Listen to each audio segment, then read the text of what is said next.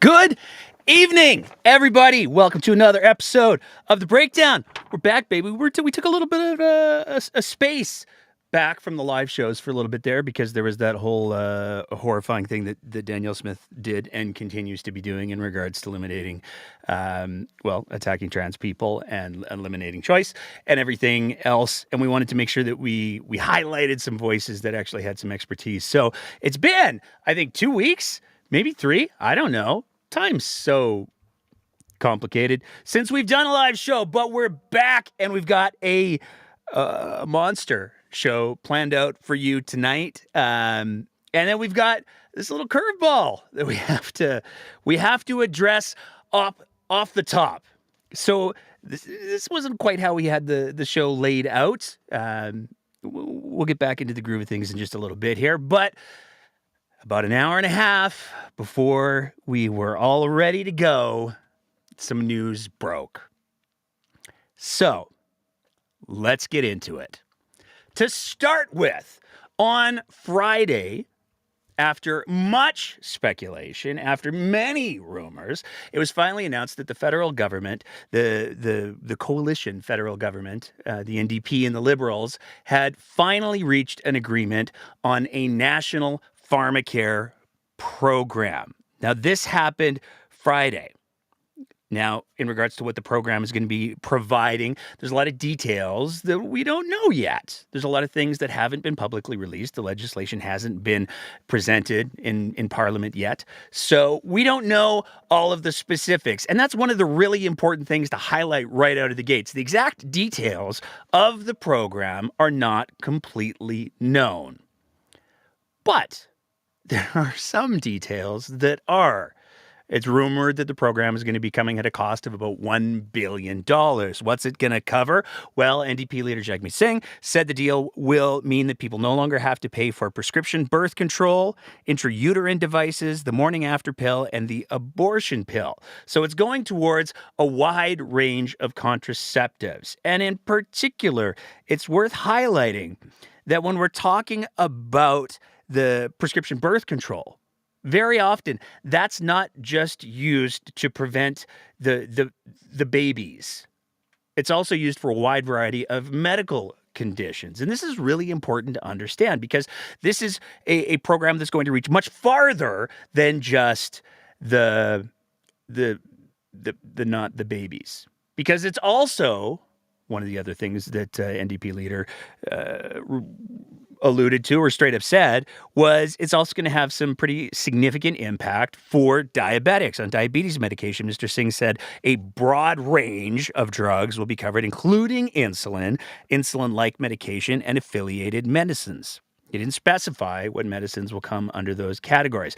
But right out of the gates, right there, that's a huge, important, really big deal because it's going to provide coverage for diabetes medicines. That's really, really big for a lot of Canadians. So, to recap where we are so far, program was announced on Friday. It's going to include birth control, contraceptives. It's going to include diabetic medication. And it took a sum total of, let me make sure I get this right here, 2 fucking days before the province of Alberta managed to shit itself into oblivion when the Minister of Health, in an email to Global News on Sunday, this literally came out like 2 hours ago. In an email to Global News on Sunday, Alberta's health minister said that if the federal government pursues a national pharmacare program, Alberta intends to opt out and instead intends to obtain a full per capita share of the funding. So, to be clear, a program of which the details have not been announced that would be of presumably an incredible help to anybody accessing any form of birth control, whether it's for the purposes of birth control or for managing a variety of medical problems. Huge help to them, huge help to diabetics.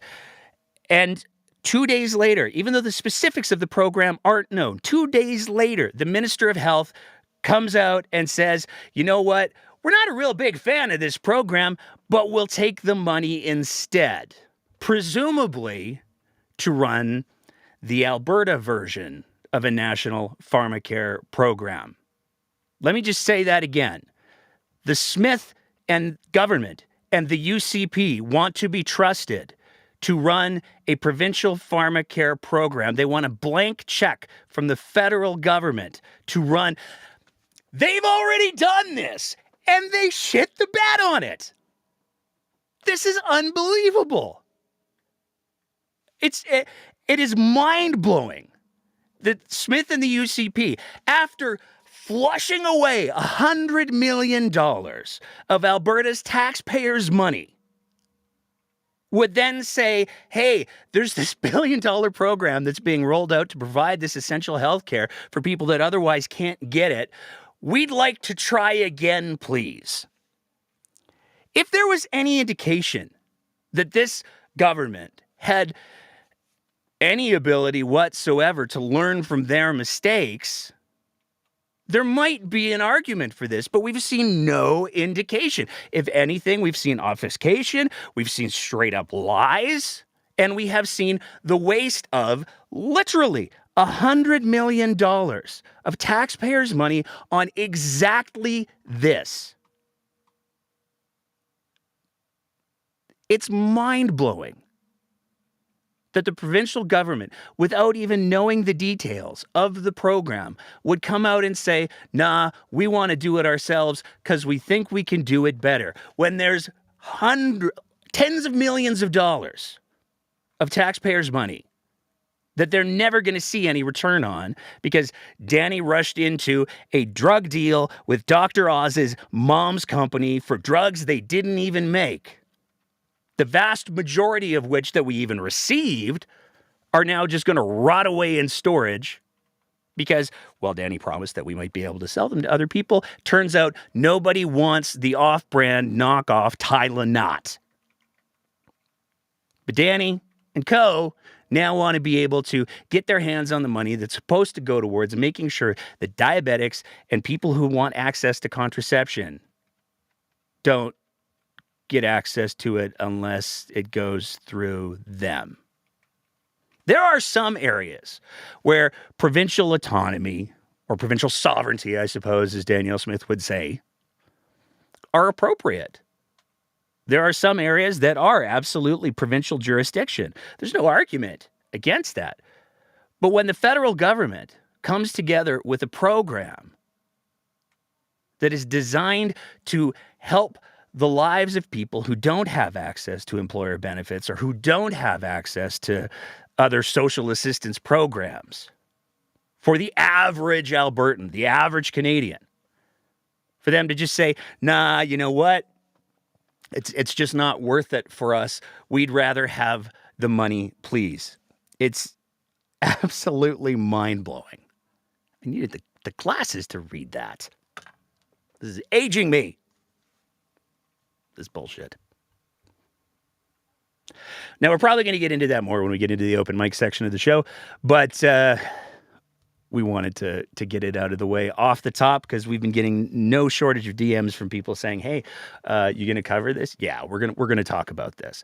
And as you'll see as we go out throughout the show, there are plenty of reasons why Danielle Smith and the provincial government shouldn't necessarily be put in a position where they have to take on, I don't know, the burden, maybe, the extra work of running a pharmacare program because they can't even manage what's on their plates today. But it turns out, as we get into our regular program and I swing into a clumsy seg, it turns out pharmacare isn't the only thing that the UCP want to ban in Alberta. Came out this week that on January 22nd, Alberta Gaming Liquor and Cannabis sent letters to 106 out-of-province wineries saying they had to stop selling their products direct to consumers. So these wineries aren't allowed to sell direct to consumers anymore, or they would have their wines banned from liquor store shelves in Alberta and by extension from restaurants. There's a lot of things that Daniel Smith and the UCP have borrowed from other places over the time, but a wine ban circa Rachel Notley is not one of the things that I think a lot of people expected to see coming, especially with some of the much, much bigger issues that the province is facing and will continue to face for quite some time. The first one of those issues that we want to talk about is wildfires, because there's been some rather alarming news that has come out in regards to how ready the province of Alberta is for wildfires. This week, the Alberta Union of Provincial Employees says Alberta Wildfire typically brings on 400 to 500 staff for the spring. The spokesperson says he believes the province is poised to miss that mark and won't be able to train newly hired firefighters properly. We won't have, the chiefs have asked. We have asked. The fire chiefs have asked. Numerous organizations have asked for pretty much an idea of what their plan is, and their plan is nothing, Galt said.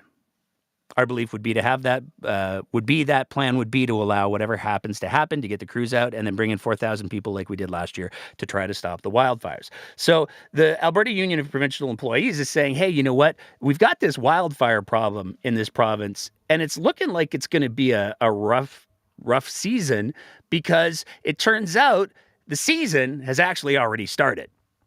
Looking at the Alberta Provincial Wildfire Status Dashboard, there are 56.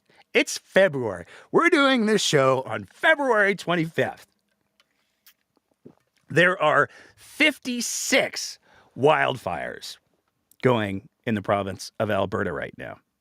Of those, there's a bunch of them that are carryover, but there are 27 that are current wildfires for this year.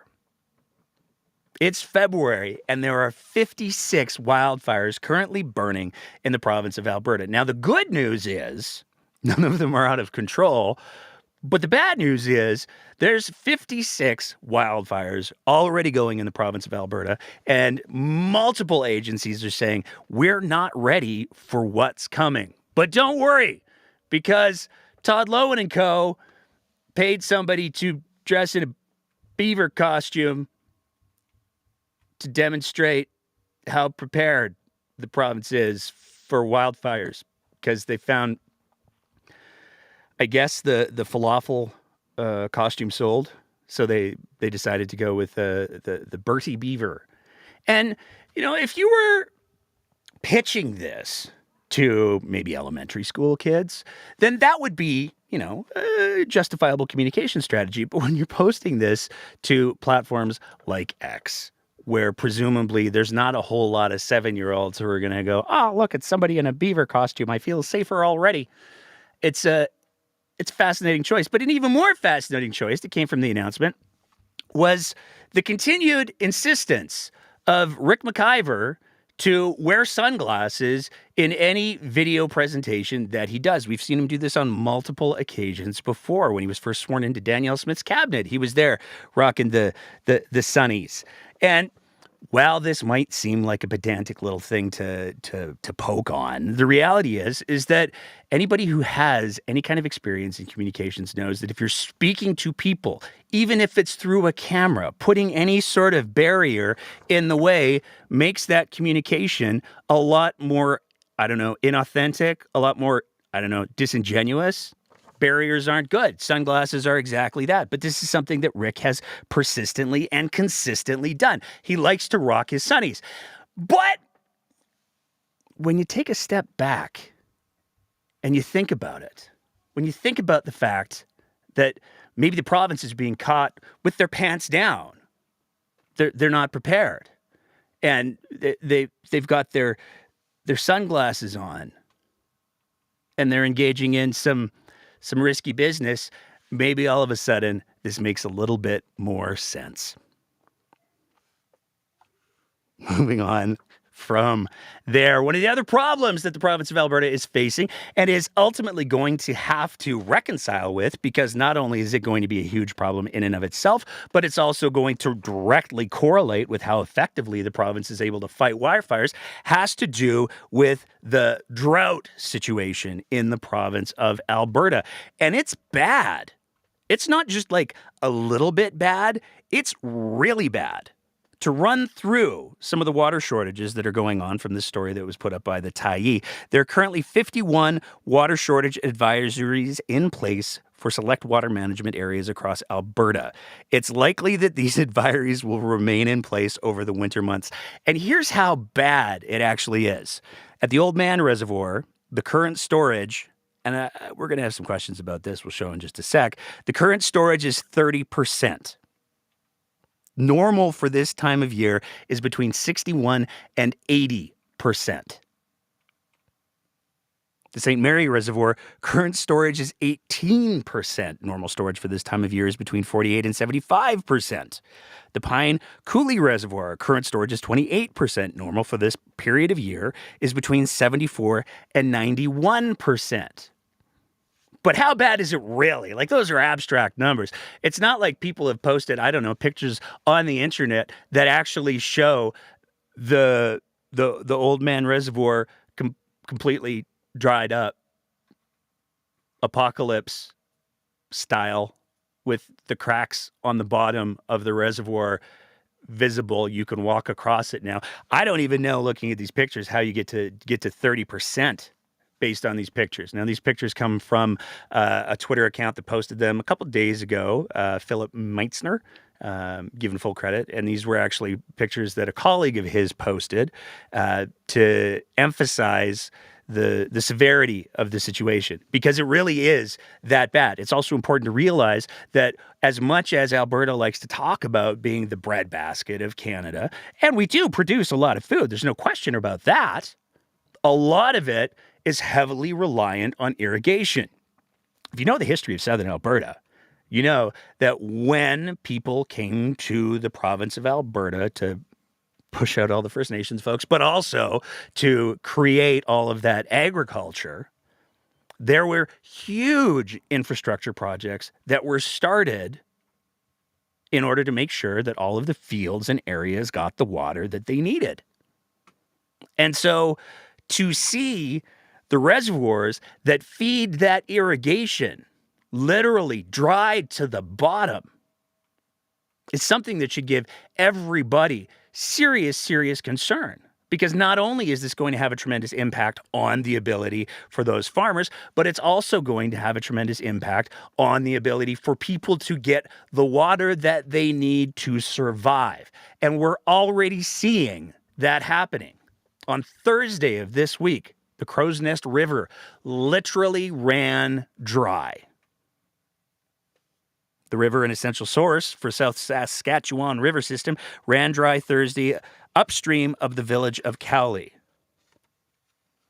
Now unable to extract water from its intake pipe, the Municipal District of Pincher Creek has dug a pit in the river bottom to take subsurface water by trucks and emergency pipes. They had to dig a hole in the river to get through the river bed, because the river's run dry, to get to the water that had seeped into the bottom of the river, because the water level dropped, zero's pretty low, below where the pipes that feed Pincher Creek could even get the water. And again, it's February.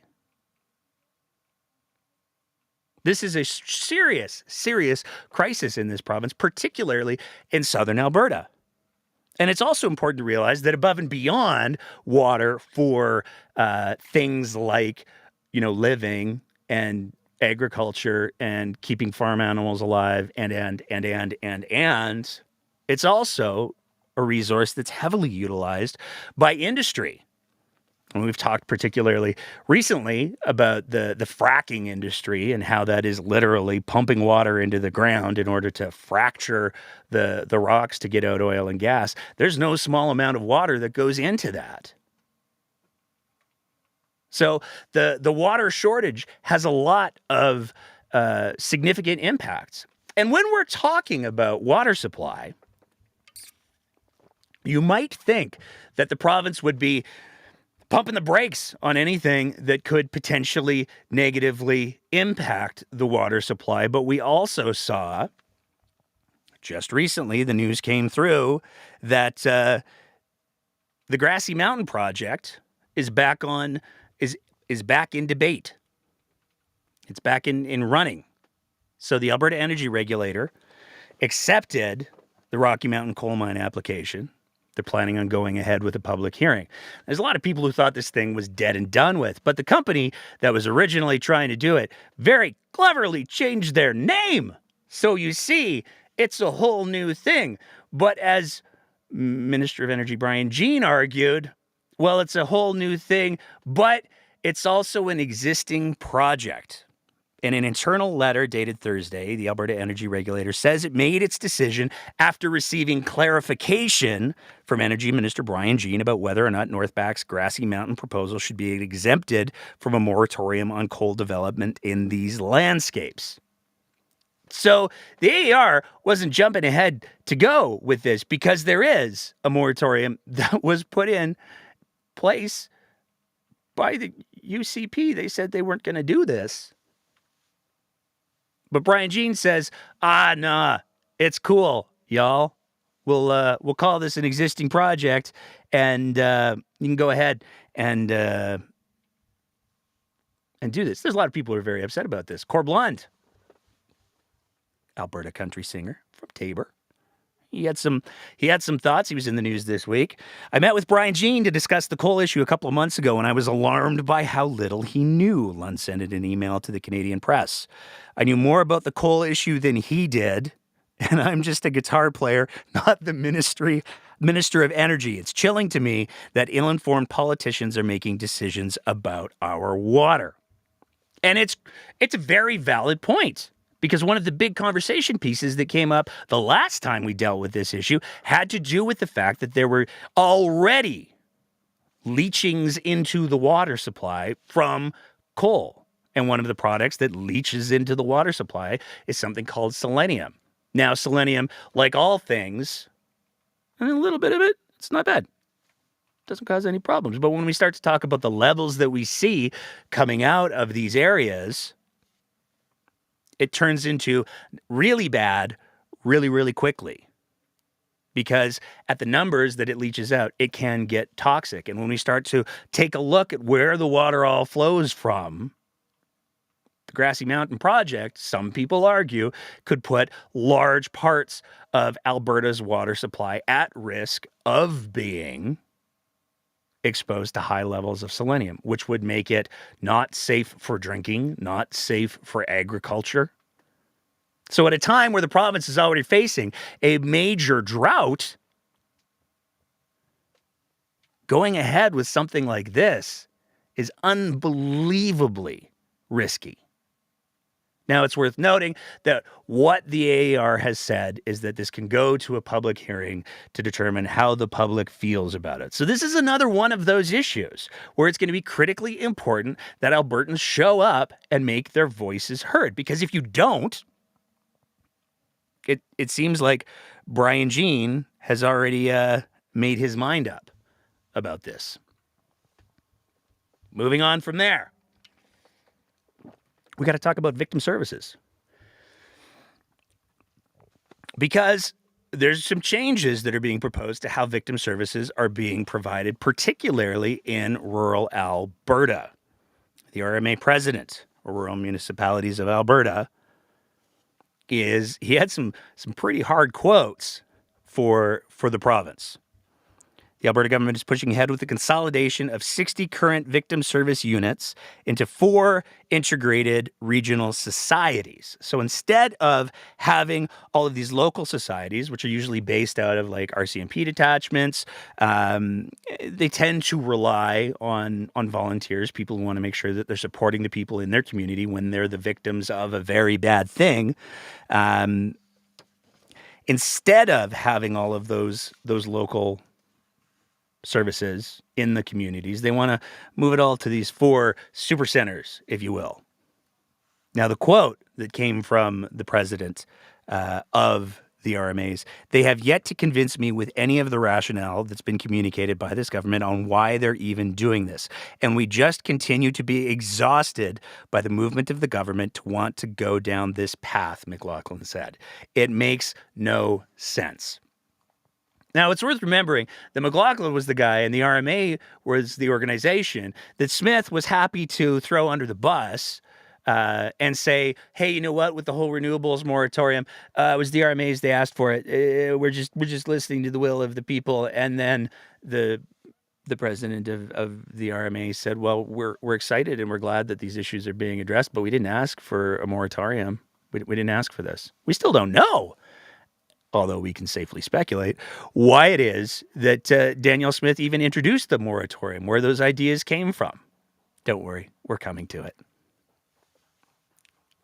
Next up, we got to talk about the Health Sciences Association of Alberta. They released a fascinating little press release earlier in the week where they raised some concerns about a frontline healthcare freeze. Now, one of the things that's been promised by Danielle Smith in the UCP as they go about the work of fracturing AHS into 4 separate organizations as opposed to the integrated healthcare system that's the envy of many parts of the world, because silos, I guess, are prettier. I don't know. Nobody who has any experience in healthcare is advocating for this explosion of an integrated healthcare system that removes barriers. Almost everybody is arguing for the fact that the explosion of AHS into 4 separate organizations is actually going to put barriers up for people receiving care. But that's all a separate thing, which we'll also get to in a little bit. But Danielle Smith, she promised, no, there won't be any impacts on frontline healthcare hiring. Well, HSAA, or the Health Sciences Association of Alberta, has a very different version of events. On February 20th, AHS sent an email to HSAA outlining plans for cost management strategies on hiring that require senior operating officer approval for all frontline position recruitment. This applies to AHS, Alberta Precision Labs, Care West, and Capital Care. It was identified that this is being done to find the required cost savings to manage an operating deficit. And here's the catch. The next day, HSAA received reports that AHS canceled recruitment for critical frontline healthcare positions. We are very concerned that just a few months into the restructuring of healthcare, commitments being made by this government to healthcare professionals are not being honored, and addressing the staffing crisis is not the top priority. Which is pretty damning. Because again, it seems like one of the things that everybody agrees on is that there's a shortage of frontline healthcare workers in the province of Alberta. This is one of the reasons why the UCP says that they're expanding the ease for people who are credentialed in healthcare outside of Alberta, outside of Canada, to get into the healthcare system quicker. It's one of the reasons why they're opening up new programs in private schools, providing them funding to train people to work in healthcare. So there's no question that there's a shortage of frontline healthcare workers, and the claims by HSAA that critical frontline healthcare positions are not being hired for should be something that alarms just about every Albertan. But equally alarming, we got to talk about some new stats in regards to the toxic drug supply. Alana Smith has been doing an incredible job of following the stats and the ongoing story of how successful, and I'm air quoting that for all of our audio listeners, the Alberta model has been in regards to mitigating deaths from the toxic drug supply.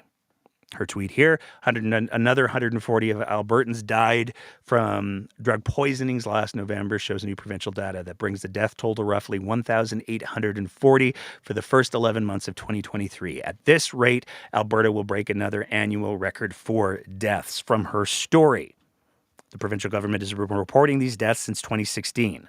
The latest figures it has released are from last October. According to these numbers, there have been 1,692 fatalities in the province from drug poisonings in the last 10 months of 2023, the majority linked to opioids. But it's critically important to highlight here that when we're talking about linked to opioids, it's not just the opioids. It's all of the other stuff that's mixed into the drug supply.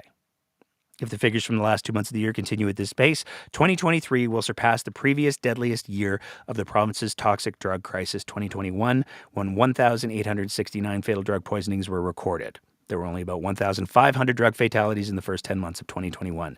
Nearly 200 Albertans died last April, marking another bleak milestone, the highest number of deaths recorded in a single month.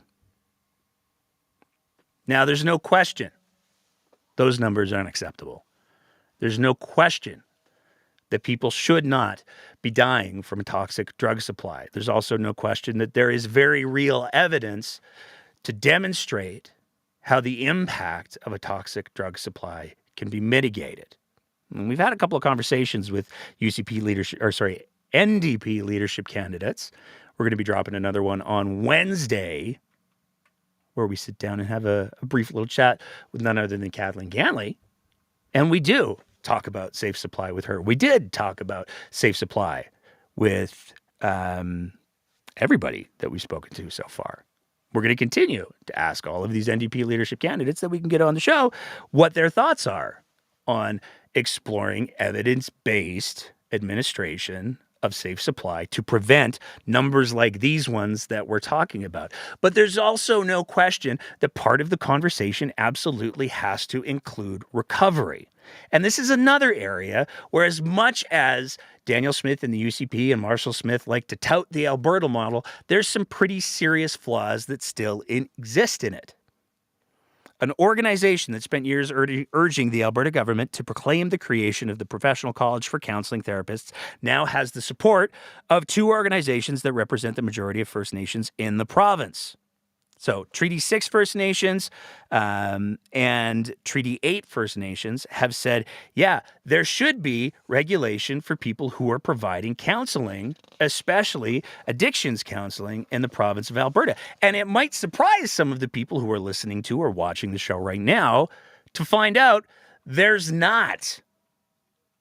There's no professional college that oversees people who claim to be drug counselors in the province of Alberta. That doesn't exist. All of the framework is in place.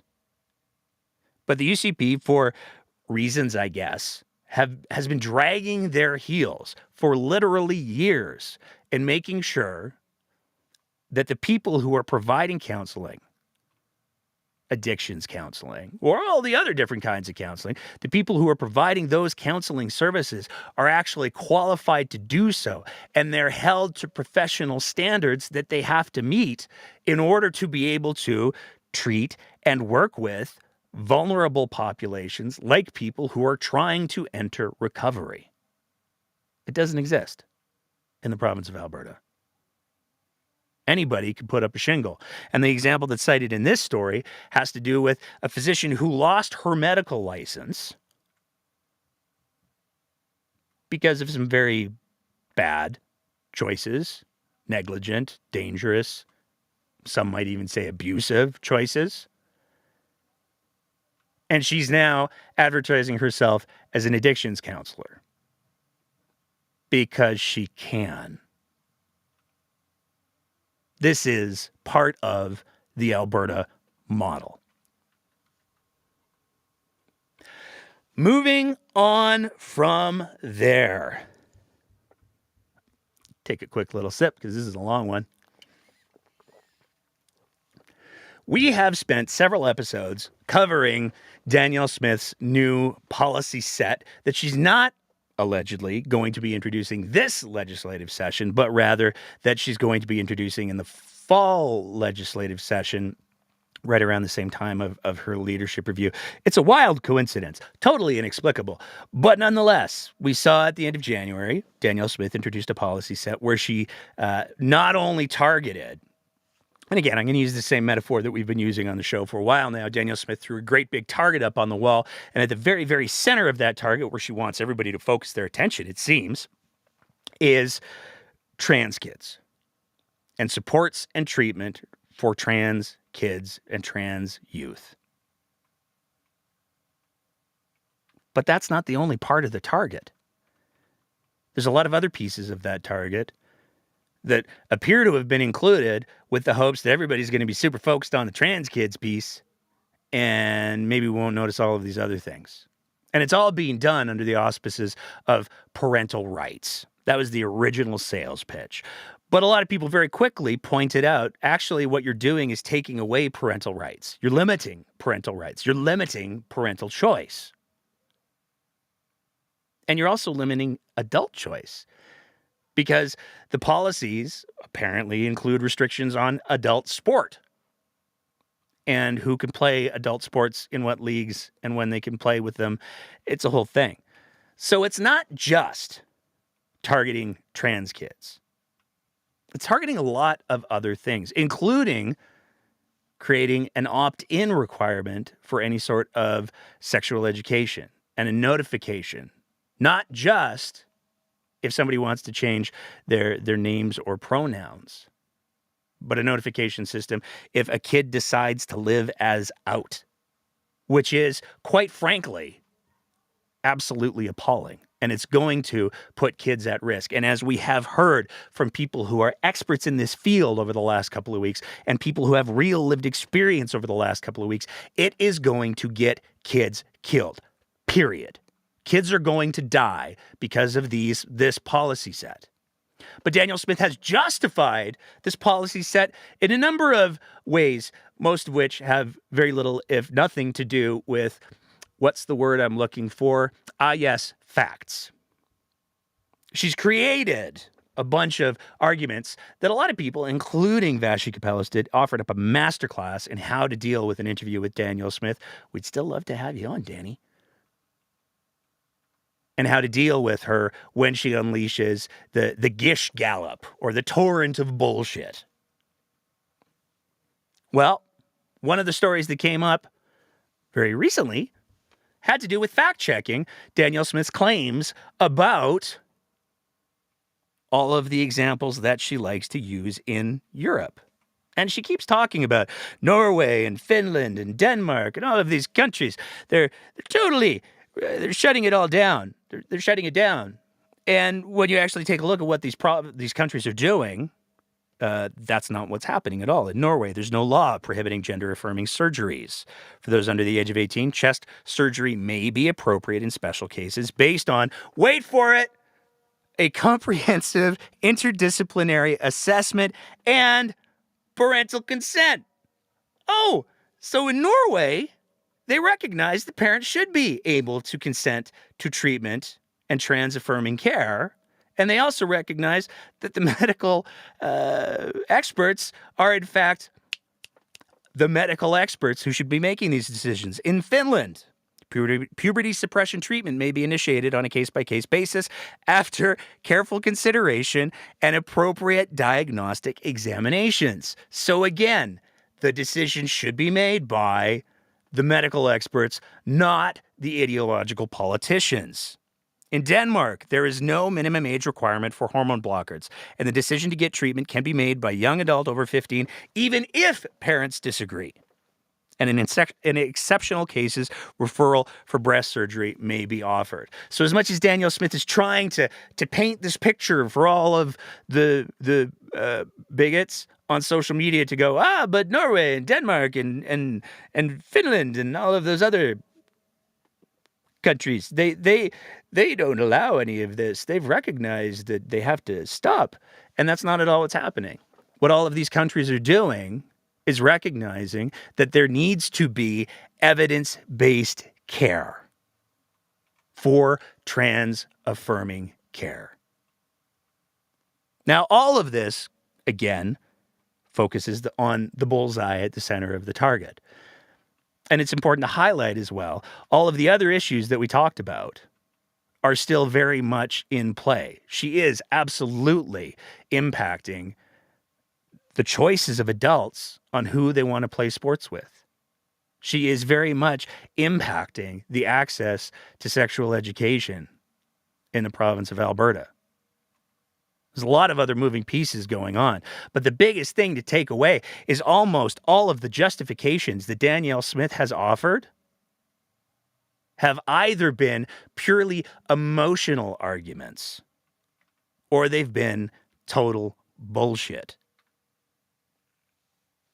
And we're starting to see more and more people start to call them out. The Edmonton Public Schools issued a letter where they addressed in the politest of terms their concerns with these new policies. To read a couple of sections from the letter, for a variety of reasons, there are cases when a parent or guardian is not able to provide the support a student needs, or cases when a student wishes support from a non-family member before sharing information about their identity. For these situations, it is critical to preserve the respectful, safe, and caring spaces and established relationships created in schools and which are already required through the Education Act. Another section, requiring parents to opt in does not serve to add any additional parental control. It simply adds administrative red tape to important lessons set out in the Alberta provincial curriculum. Another section, and this is, again, one of the ones that's really important, because Danielle Smith has said multiple times she broadly consulted. The consultation, it was broad. There was like 4 people that we think she talked to, maybe. As a division educating 1/6 of the province's students, we were disappointed to first hear of these policy considerations through the media. However, we believe we can still add value to future conversations. We respectfully request a robust, authentic, and meaningful consultation process involving Edmonton Public Schools and other school divisions across the province before any changes are implemented, which isn't a huge ask, especially when it comes to the sex ed stuff, because one of the things that we've covered off on the show before is teachers. One of the big causes of teachers burning out, and one of the reasons why so many teachers are leaving the industry, is because of the administrative burden. Creating an opt-in policy only increases that administrative burden. Creating notification for any time that teachers have a conversation about gender or sexuality or gender identity or any of those things creates more administrative burden. So it's not just a moral question or an emotional question. There's real logistics that need to be figured out here. And apparently, Danielle Smith didn't talk to any of the experts in any of the fields. She just gathered a few anecdotal stories from a few people who had opinions, and as many other people have pointed out, extensive trauma. And she used those to justify her decisions. And a lot of people have been very clear. They got some pretty strong ideas about where the motivation for these policies have come from. A lot of people have been very clear. There's a leadership review coming up for Danielle Smith at the next UCP AGM, which will be at the beginning of November, which is only a week into the legislative session, the fall legislative session, where Smith has said that she's going to introduce these policies. And we know Take Back Alberta has full control of the UCP board right now. We also saw at the last UCP AGM that David Parker and Take Back Alberta are able to motivate a lot of people to come out and buy memberships and vote for policies that are not evidence-based, incredibly regressive, harmful to the province of Alberta, not only from a moral and ethical standpoint, but also from an economic one. So it's important that we take a quick sec to talk about the reaction of Mr. Parker to these announcements. So let's take a second and talk about David Parker. Oh, sorry, I'm being told that that's not actually David Parker. Let's try the next graphic. No. Also, that's not striking resemblance. But again, no, that's not David Parker. I think here we go. There's the guy, David Parker. He had a Take Back Alberta Zoom meeting recently where he expressed his thoughts on Danielle Smith's policies, as well as his planned reaction to them. One of the exciting things that I'd like to announce on this Zoom call is that I spoke recently with Danielle Smith to ask her whether or not she was getting a lot of support for this policy. She told me that usually she gets about 4,000 emails. She's getting 22,000 emails a day right now. 90% of them are supportive. A lot of that is due to the efforts of many of the people on this call.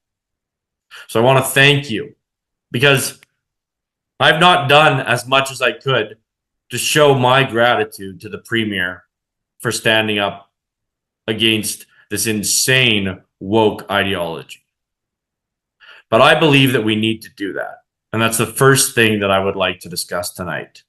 I'd like to announce that we're going to be having 2 rallies, one in Edmonton, one in Calgary. We have not got the date yet, but our goal is to have 10,000 people in Edmonton and 10,000 people in Calgary. We want this to be a family-friendly event. We want 10,000 people at both events.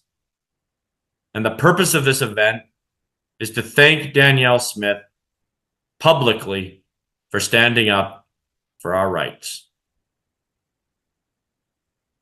In the coming days, we'll be announcing special speakers that will be speaking at these rallies.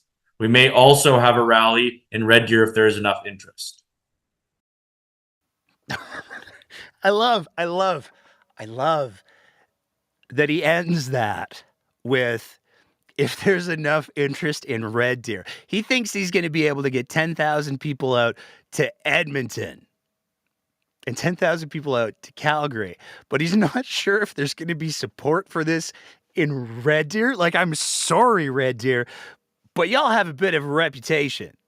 And to suggest that Mr. Parker's going to find more support in Edmonton and Calgary than he's going to be able to find in Red Deer is moderately unhinged, I guess would be the word. I'm not sure.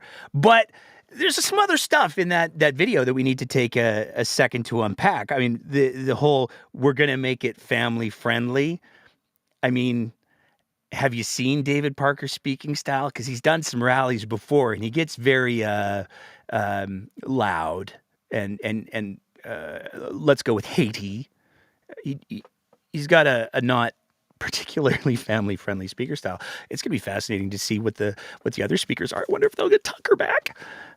But the biggest thing to take away of this call, especially given some of David Parker's recent antics on social media, where he said some really horrifying things about a lot of people, ostensibly just to get some impressions on the Twitter machine. He's talking about the fact that he's still talking to Smith. He's still talking to Smith about policies. Danielle Smith is still very much taking David Parker's calls about policies. Now, whether or not Danielle Smith is actually getting 22,000 emails a day from Albertans, 90% of which are positive, that's turning into a bit of a big fish story. And as we talked about earlier, a lot of the lakes have dried up. So it's questionable as to whether or not those numbers are anywhere near accurate. But the big takeaway is that Danielle Smith is still very much taking David Parker's phone calls, despite everything that he's been doing, which says a lot about Danielle Smith. But Take Back Alberta is kind of riding high right now because their former, allegedly, organizer, Benita Peterson, was a big part of a petition that everybody saw happen in Westlock. Now, this was a whole big stupid shit show because the town of Westlock voted to put in a rainbow crosswalk. The horror. A rainbow crosswalk. And a bunch of people lost their minds, one of which was Benita Peterson. And so they utilized a petition pathway where if you get enough signatures on a petition and you force a vote, well, the town's given 2 choices. Either they can just say, okay, yeah, we're going to make this a law, or we're going to have a vote on it. And the town council, who is in support, to be clear, the town council overwhelmingly in support of the rainbow crosswalk. The town council was very, very clear that they didn't want to just declare it, and that meant their only other option was a vote. And this was an incredibly poorly attended vote. The question on the petition was, do you agree that only federal, provincial, and municipal flags may be flown on flagpoles in the town of Westlock municipal property? All crosswalks in the town of Westlock must be the standard white striped pattern between 2 existing parallel lines. The existing rainbow crosswalk in the town of Westlock must be removed. That's what the petition question was. For that question, 663 people voted yes, 639 people voted no. So by a vote of 24, this passed. But it's important to highlight that it's not just rainbow flags that are going to be excluded on federal, provincial, on the flagpoles on the town of Westlock municipal property. It also includes any kind of flag that recognizes veterans. It also includes any kind of flag that recognizes any of the Indigenous or First Nations or Métis communities in that area. So it's really locking down what can go on the flagpoles. But what a lot of people have pointed out is that there's nothing on here about sidewalks. So a nice little rainbow sidewalk, that could be entirely appropriate. But as horrifying as this is, and it is horrifying because when you think about the message that this sends to any kids in the town of Westlock who are LGBTQ2S+, it's a devastating message to receive from your community. But the response has been kind of awesome because people across the country are stepping up to make sure that even though you can't see the rainbow and the crosswalk anymore, there's lots of different ways to see the rainbow. Dr. Christopher Wells tweeted out, thanks to an amazing donor, hundreds of these lawn signs are coming to Westlock very soon. Pride can't be canceled via vote. You'll soon see the most rainbows ever in Westlock's history. And it came out that the donation for the shipping for these signs came from a lawyer out in Eastern Canada. They also provided the PDFs so that if anybody wants to print these signs on their own, they can. So as much as kids will not be able to see a rainbow crosswalk, they're hopefully going to see a lot of these signs popping up on a lot of the lawns and in a lot of the windows, hopefully windows, of the town of Westlock.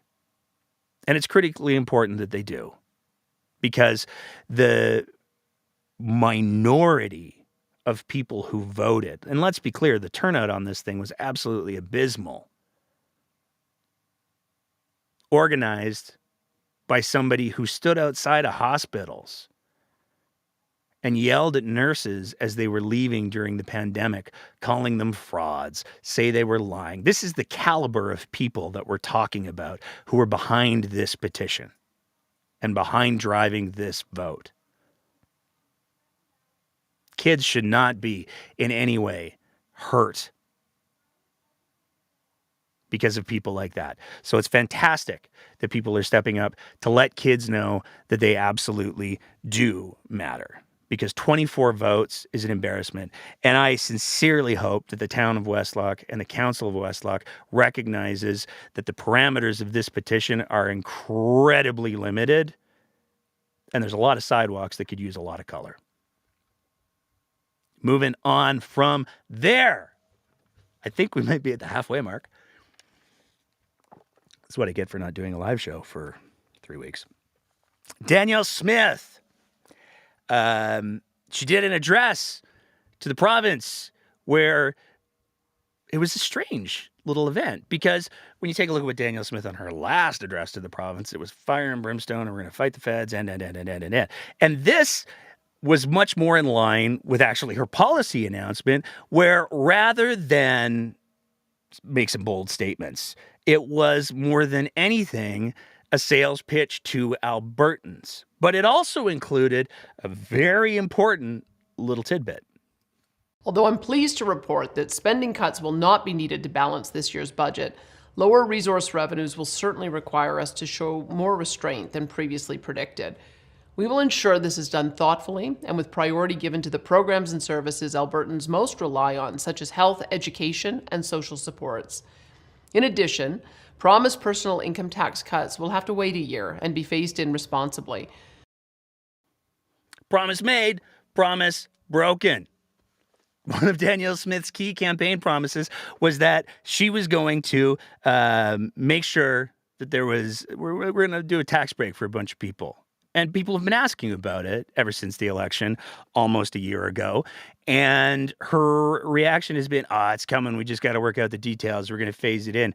And now she's come out and said, yeah, so that thing that I promised, I'm not actually going to do for at least a year, and then we'll phase it in responsibly. But the rest of the address was entirely a sales pitch for reinvesting in the Heritage Savings Trust Fund. Danielle Smith's argument is that if we exercise some fiscal restraint right now, then we can reinvest in the Heritage Savings Trust Fund. And by doing so, we'll be able to invest enough money that we can comfortably live off the interest for the rest of our days. What a wonderful gift to give our kids.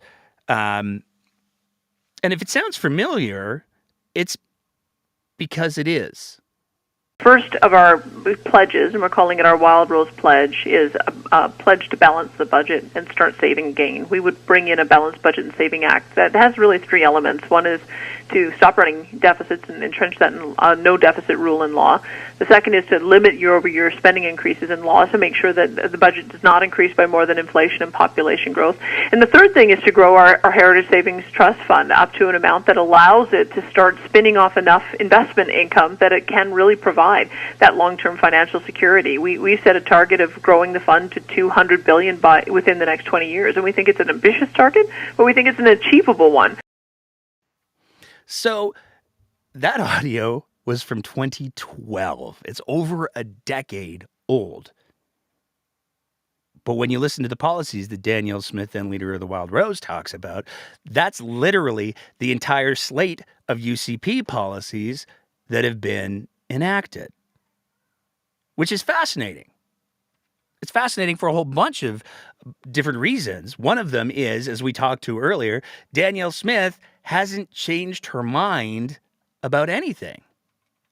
Now, there are economists who say, hey, it would be great if we could get all of this investment in the Heritage Saving Trust Fund. But the problem is that governments go in and consistently rate it whenever they need to.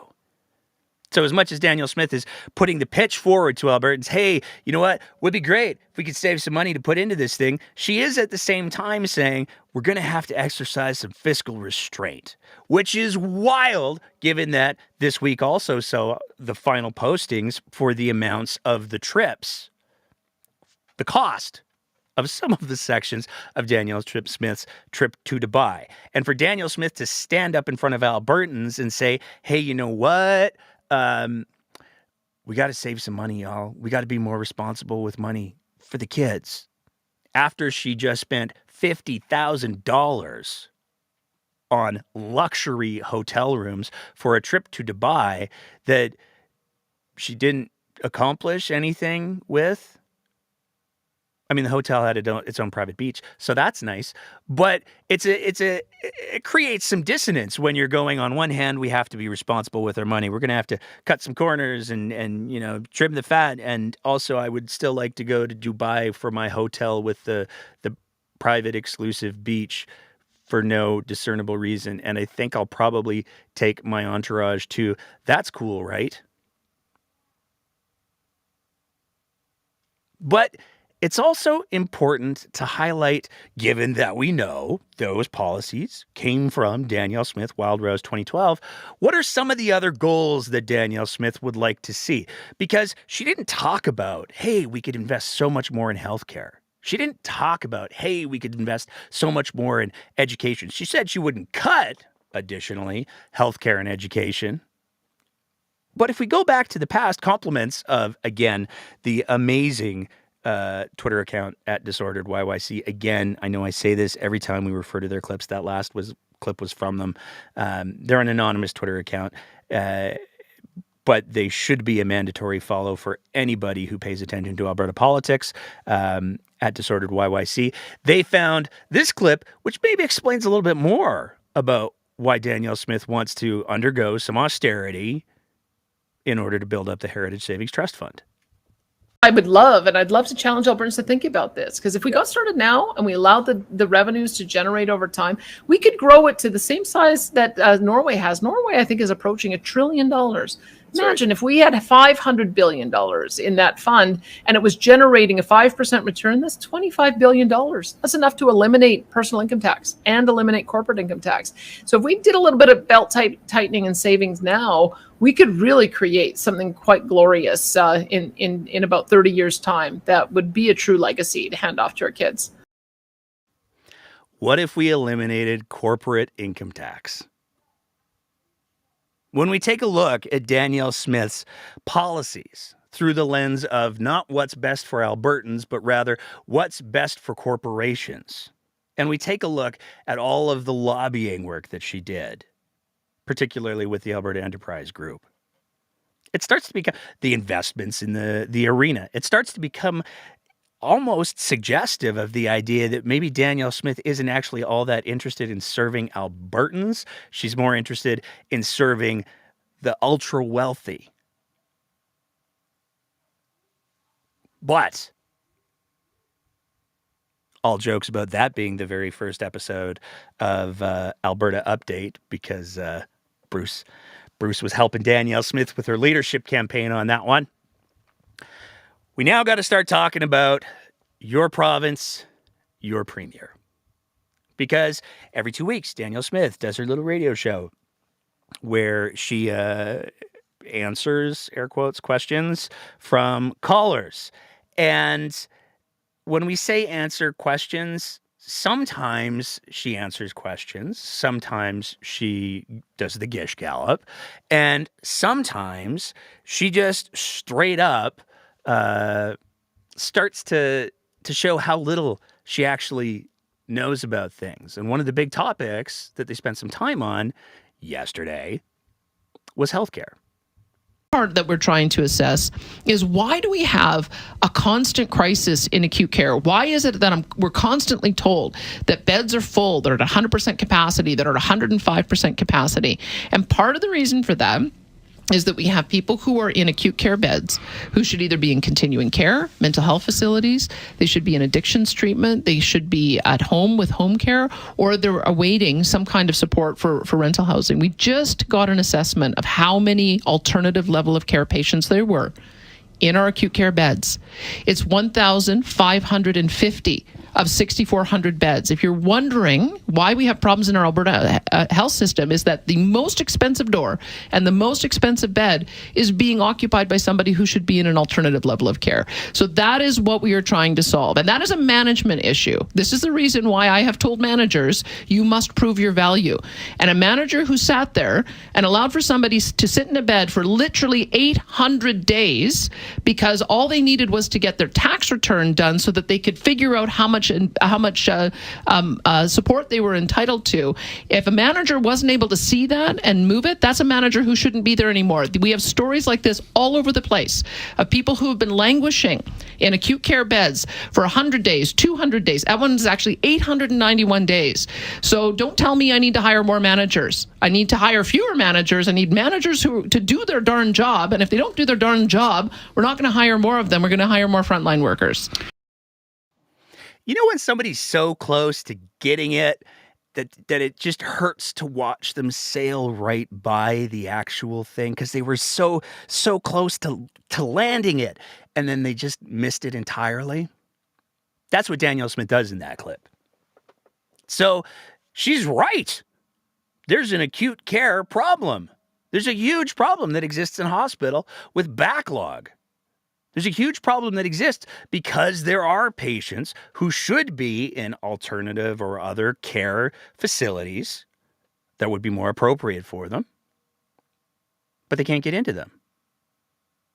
And so that backlog backs up all the way through the system, and it ends up backing up into the emergency room, and it ends up with really long waits in emergency rooms.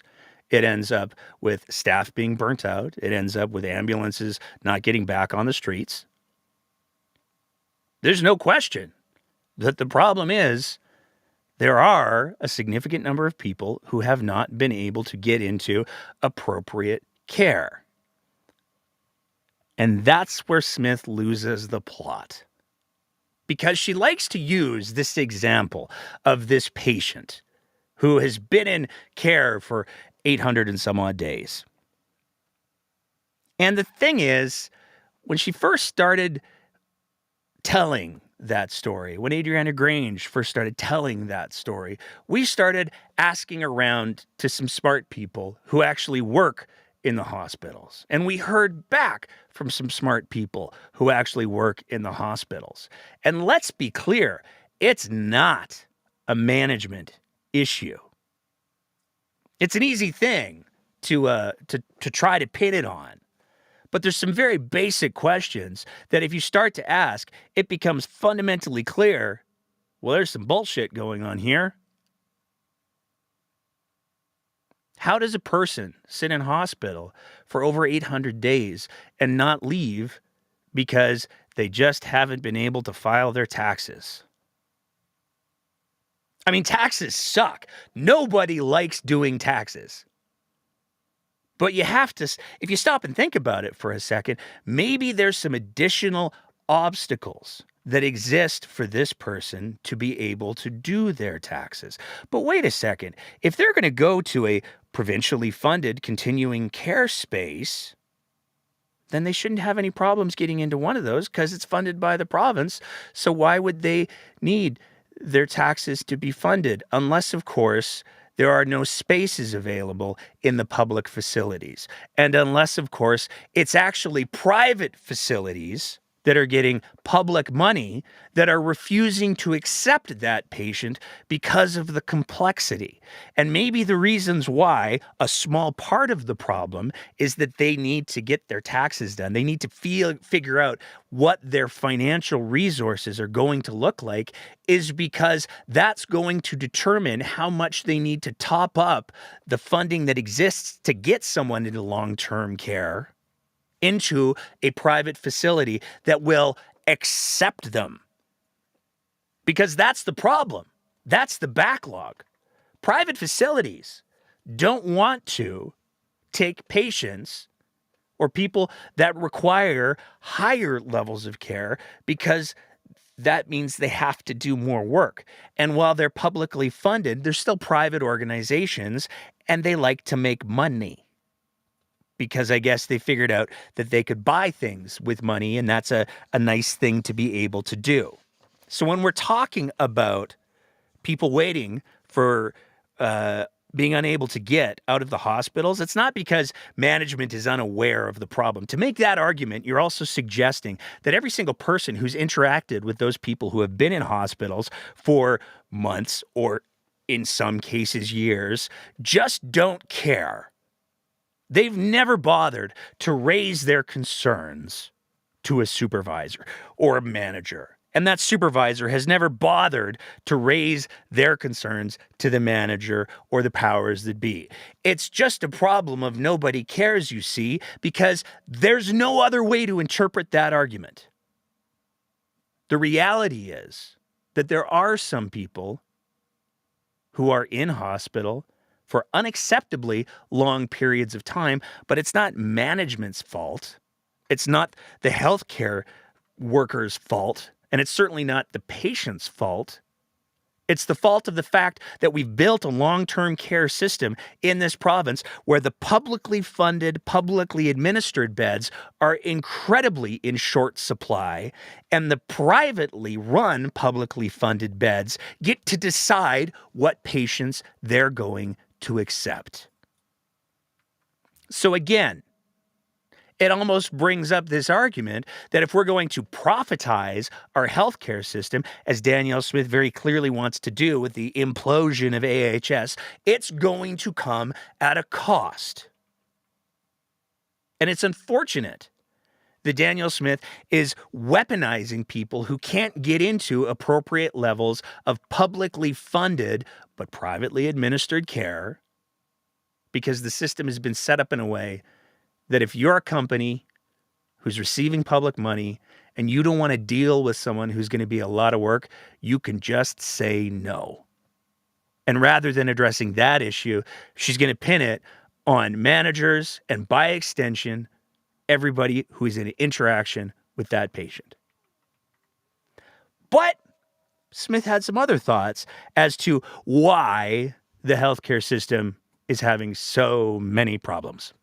Look, I can tell you where we're at on trying to assess the problem that we have in Alberta Health Services, and it's a twofold problem that we have.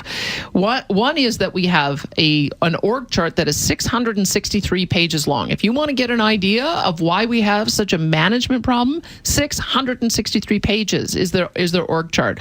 So we are slowly working our way through that to decide where those positions should be. Should we be hiring them at all? Should they be in the department? So that's one part of it.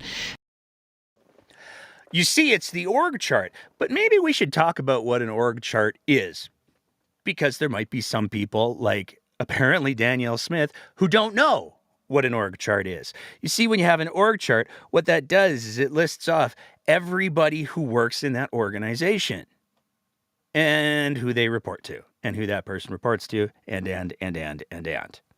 Now, 663 pages, that's clearly a management problem, except when we're talking about the system that is Alberta Health Services, when we're talking about the size of the thing that is Alberta Health Services, we got to talk about the size of the thing that is Alberta Health Services. So how big is Alberta Health Services should be the first question. How many employees does Alberta Health Services have? Well, we checked. It's 135,000. There are 135,000 people that are employed by Alberta Health Services. That's 135,000 names on an org chart. If you break that down, that works out to roughly 204 names per page. Now, to give you a little bit of context, we decided to do a little experiment and take a look, open up a document, just a regular document. What happens if you open up a regular document? Well, you get 54 lines per page at 11-point font, which is a smaller font, to be sure. And if you put 204 names on a page, just the names, not the titles, nothing like that, no other information, just the names, this right here is what 204 names looks like on a single page. This is Danielle Smith written out on a page. No other information. So as easy as it is to say, oh, it's this huge org chart, 663 pages, presumably there's a title page in there as well. It's not unreasonable for an organization that employs 135,000 people to have a really big org chart, because there's a lot of people in the organization. But Danielle Smith had some other thoughts that she wanted to share. And one of the ones that got the most attention had to do with the renewables situation, because Danielle Smith put a moratorium on renewables for reasons that we still don't know, because everybody that she said asked for it has said, no, we didn't ask for it.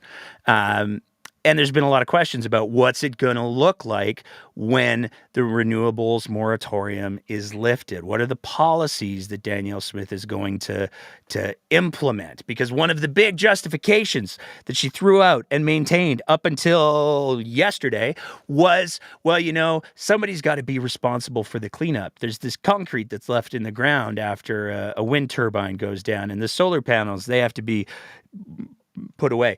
So who's gonna pay for all of that? And there's some legitimate questions about that, for sure. Was it worth a 7-month moratorium? Most people say no.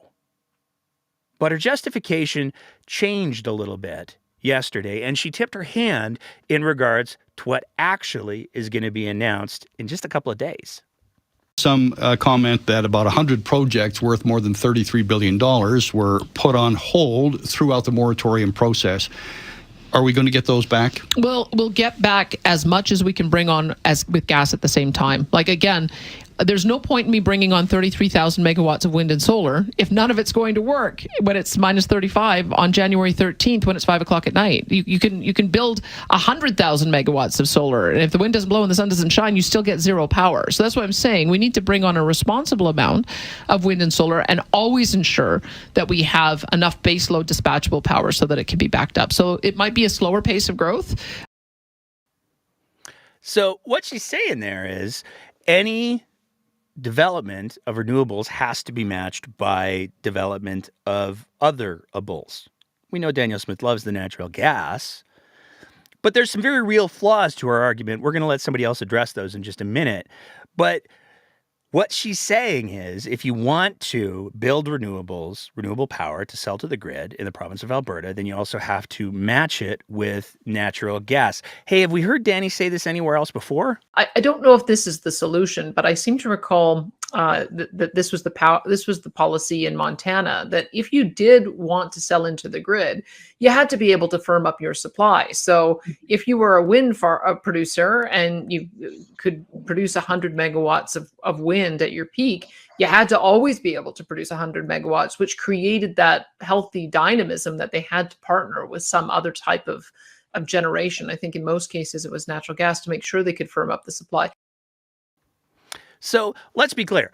Danielle Smith is saying right there that what she would like to see is if you're going to have that video, again, Compliments of Disordered. I don't know how they go through all of her Danny's back catalog, but it's remarkable.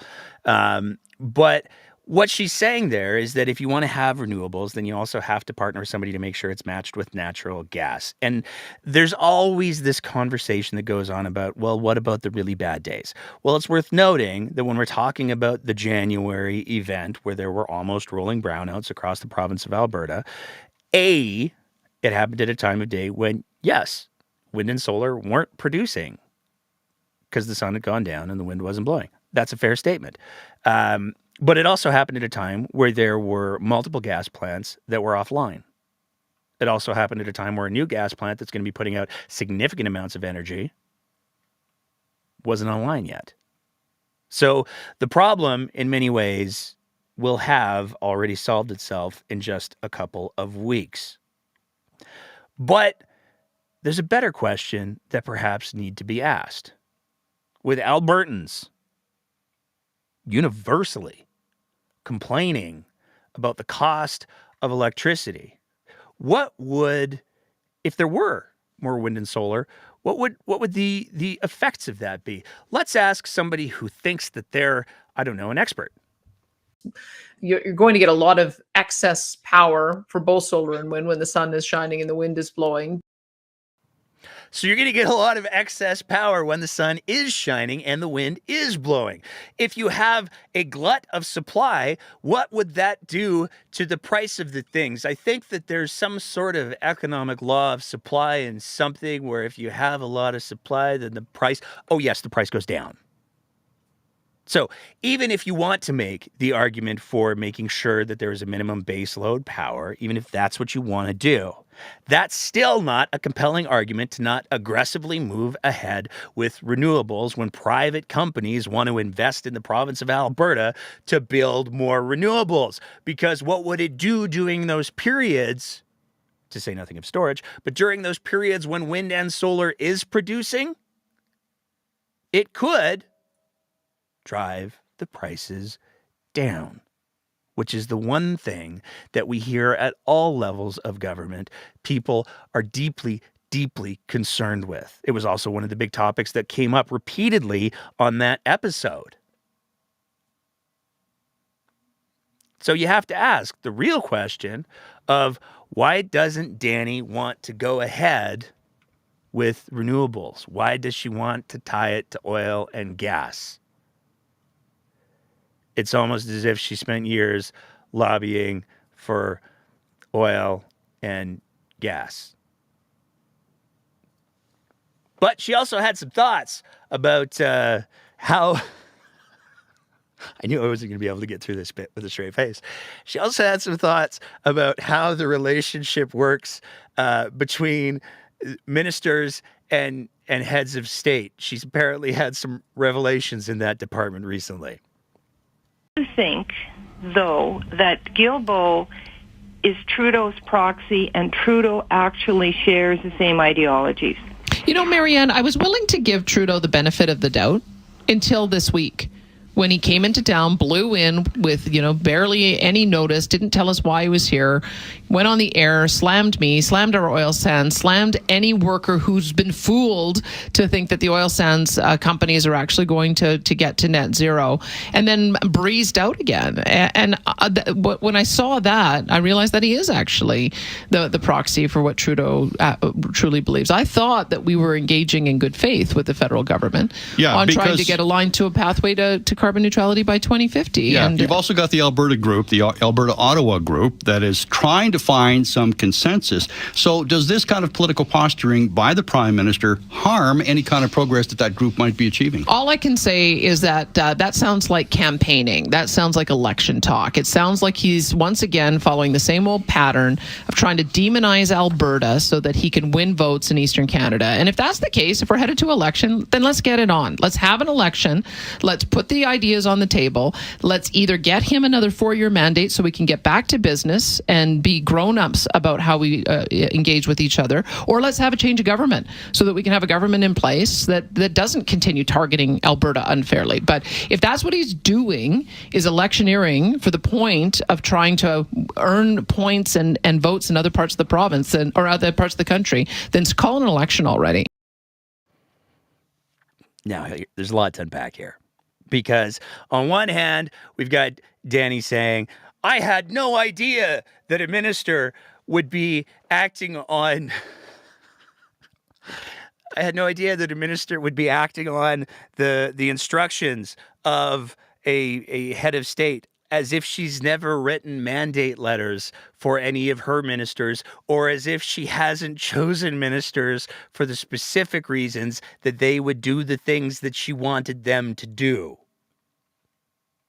Even though that's exactly what she's done. And she refers to the mandate letters that she's provided for her ministers many times. So for Danielle Smith to feign shock that any minister at the federal level is acting on the instructions of the Prime Minister is disingenuous, to say the least. But there's the other part that we got to talk about, because Danielle Smith goes on to say, hey, Justin Trudeau, he's just demonizing one specific group, and that's not okay. You shouldn't demonize one specific group. And if you're going to do that, if you're going to make it clear that you're not interested in representing everybody, well, that should be cause for an election. Because if you're not going to behave like a grown-up and you're just going to demonize a group to try to score political points based on the audience that you're with, that's not okay, right? Progress Alberta audio?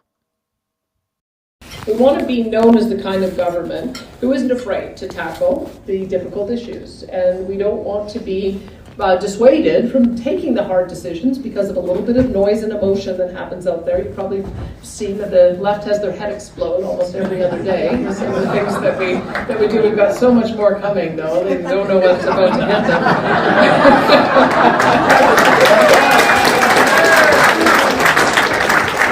them. The left's heads are exploding. We've got so much more coming. They don't know what's about to hit them.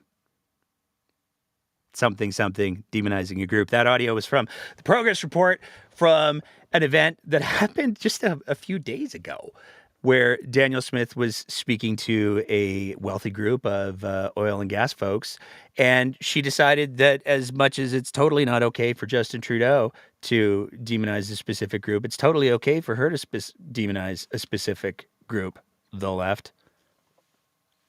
Again, it's the double standard that we get from Danny over and over and over again. But there's one more clip that we got to play before we open it up for our open mic. If there is anybody who wants to tap in tonight, if you do, then hop on over to the Twitter Spaces, and it's got to be on a mobile device. You can't do it on a computer or a tablet. It's got to be on a cell phone. But If you do want to share some thoughts, then hop on in, because in about 5 minutes, we're going to open it up for open mic. If anybody wants to tell us what we got wrong or what we got right or anything else, it's an open forum.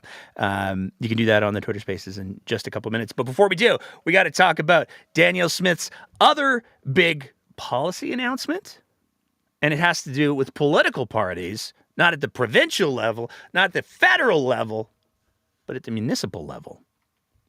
Calls to allow the establishment of city or municipal political parties. These are parties not necessarily tied to provincial or federal parties, but they would be political parties nonetheless. That would require, as I understand it, some kind of provincial government approval. What's the process?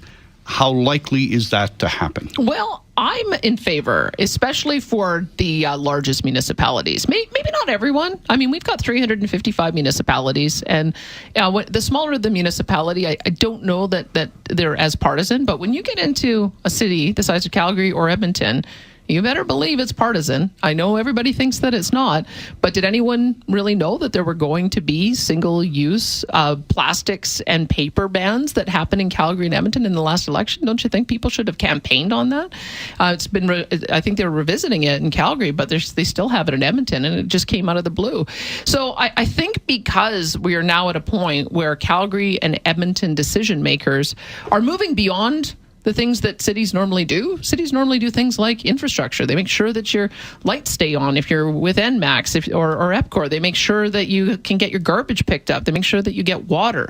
They make sure that the parks and the streets are cleared. So I would say that because they are now getting far more political and far more ideological, there probably needs to be a little more transparency about that. So maybe not every municipality, but... So what's the process then? How do we get to that point? Well, I guess we'll have to see what my Minister of Municipal Affairs comes up with. I mean, I've told him on that what I think about it, but I'm not the only decision maker here. We have to put it around the cabinet table, the caucus, get consultation and feedback, and there'll be legislation that addresses this in this spring session. There will likely be legislation that addresses it in the spring session, which is in just a couple of weeks. So it's a little disingenuous for Smith to say, well, we'll have to see what my minister comes up with, because, I do this consultation with my cabinet and then caucus and everybody else, despite the fact that we heard from a minister the day before Smith announced her anti-trans policies that had not been discussed around the caucus or the cabinet table, and she moved on it pretty much unilaterally, because she is, in fact, the only decision maker, because she's built it that way, because that's Alberta now. But it's also worth noting that just because Danny doesn't know a thing happened doesn't mean a thing happened. Because after we posted this clip, we had multiple city councilors who campaigned on the issue of single-use plastics, who were elected, comment and say, hey, actually, here's the press release that I did when I was campaigning where I said this was an issue and this is how I felt about it. This issue in Edmonton goes back all the way to 2018, 2019. So to try to suggest that nobody knew about the issue is, again, either Danny doesn't know what she's talking about, or Danny likes to pretend that she doesn't know what she's talking about in order to politicize an issue at the same time as criticizing municipal governments for being overly politicizing. It gets very confusing very quickly. But all of that brings us to the last clip that we want to share from your province, your premier, before we open it up to the open mic. Because this one really sort of encapsulates the lessons that really, we would argue, anyone should take from this entire episode. So we'll let the premier of the province explain what we should be looking for. Just it. Proof is in the pudding. It's people can only judge you by your actions as opposed to your words. Can't trust somebody's words. You can only trust their actions. Like not campaigning on an Alberta pension plan, but spending millions of dollars on an advertising campaign after the election to convince Albertans that it's a good idea. Like a renewables moratorium that wasn't campaigned on or mentioned whatsoever, like increasing gift amounts for MLAs and staffers because Danny was pissed off that you couldn't get into the high-end owners boxes at a sports game, like lavish trips abroad for no discernible reason, while at the same time using words that say that we have to be fiscally responsible, like an unprovoked, unpredicated attack on trans kids, sex education, adult choice in sport, like all of a sudden deciding that we needed to expand the Heritage Fund, even though that didn't come up in the election, like deciding that coal mines,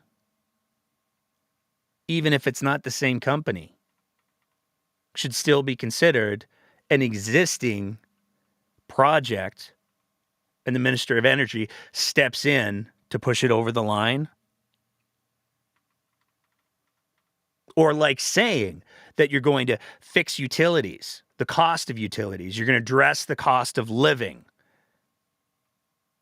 by fixing utility prices and by fixing insurance prices, and then not. Like saying that you're going to introduce a tax credit and then not. If we take a look at a person's actions only instead of their words, it becomes very clear how we should be measuring the honesty and the intent of the current provincial government. Because there's a lot of games that are being played, and it's not okay. That's the end of our program proper.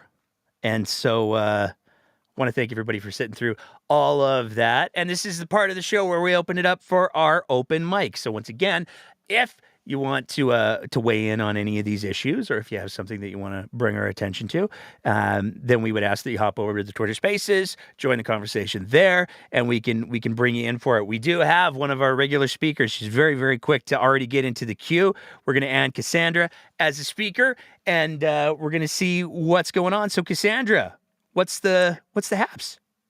Oh, gee, Nate, I'm just, where do I start? Right? I know where I'm going to start.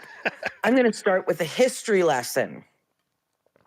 So it's been on my mind listening to the NDP candidates that have come forward. It has brought it up, but also I was in BC, and my great grandfather, I think I've said that he was a machinist and a trade unionist. He was also a small farmer. And he was at the Winnipeg General Strike.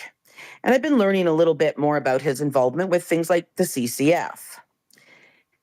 But there's some history that I think people, and it just galls me that people in Alberta don't know this history, especially the people that seem to want to vote for people like Danielle Smith. So I'm going to give a history lesson today. At least that's how I'm going to. I got a couple history lessons. This is the first one. It was in 1932, and in 1932, the socioeconomic situation as well as the agricultural situation on the prairies was quite dire. People were in untenable working conditions at hard labor and trades jobs, working extreme hours with very little pay, putting their lives at risk. And another thing that was happening, because, a lot of people came from other places to the prairies of Canada to homestead, and they were given these pieces of land to farm, and not all of them had ever farmed before, and they weren't really very experienced at it.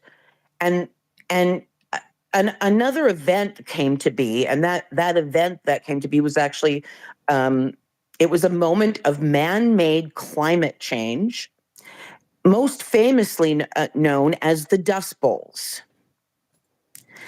And how we ended the Dust Bowls was actually by changing the way we farmed so that we were better replenishing the land. But in 1932, these laborers that had been organizing to fight against employers, and these small farming organizations. So these were small farmers that organized and made their own organizations. One of the largest of these organizations, one of the biggest and most prolific in the history lesson I'm going to give, is an organization that is still there today. I'm actually a member. It's called the UFA, the United Farmers of Alberta. And them and a lot of other small farming organizations on the prairies teamed up with these laborers and stuff. And they created a new political party, which was founded on August 1st, 1932, in none other than Calgary, Alberta. And the UFA was actually the political party provincially in power at the time, because they then had a political wing which they later dissolved because, of course, they became a part of forming this new cooperative Commonwealth Federation, which was, or the CCF as everybody knows it. And, another thing that happened is, much later in 1961, on August 3rd, 1961, again, in Calgary, Alberta, at a convention, the CCF had a vote, and they decided to change their name and restructure their party into the NDP. And I don't think many people know that Alberta was a big part of creating this party.